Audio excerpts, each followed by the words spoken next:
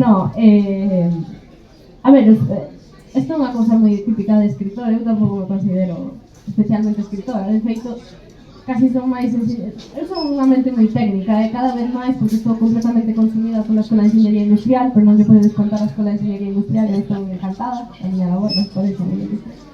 De feito, Paquiño Jackson tamén volvo a él coa idea de manter esa creatividade e manter ese sentido do humor que estaba un pouco perdido de algún xeito. Pero, bueno, como din todos os escritores, os personaxes cobran vida, darde un momento, cando os creas, xa se apropian de ti, que en verdade non sabes o que queren facer, van superindo os poucos e ti deixaste ir con eles. Paquiño Jackson, pois, de feito, non deixa, o sea, Paquiño Jackson é unha persona que eu tampouco coñezo directamente. Paquiño Jackson é o que eu supoño que era o meu pai cando tiña 18 anos. Vale, quero decir, non está isto directamente, pero a min, bueno, non sei canto saben estos meus pais, levan xuntos toda a vida, desde que son chavales, e a min nunca me contaron a historia oficial de como se coñeceron, só teño a historia extraoficial, sei que aquí hai familia que poderá flipar co que vou decir ou non, pero hasta onde eu sei, os meus pais coñeceronse nunha discoteca,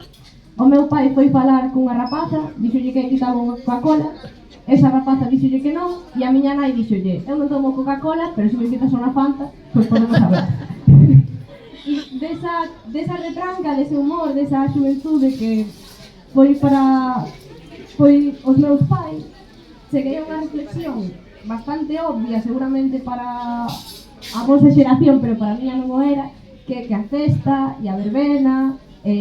a movida, non só existiu nas grandes cidades, non só en Madrid e en Barcelona se salía de festa e había discotecas, en Galicia tamén, en o rural tamén, e o rural non é só esa cousa escura e misteriosa que nos plantean as novelas de bestseller e as fotos en branco e negro, tamén había movimento, non? E tamén se disfrutaba e tamén se ría, entón, un pouco intentando rescatar toda esa xeración, acabou salindo isto, que é unha verbena estrafalaria e unha festa mal feita, pero con moita ilusión de que se xa unha festa mal feita. Entón,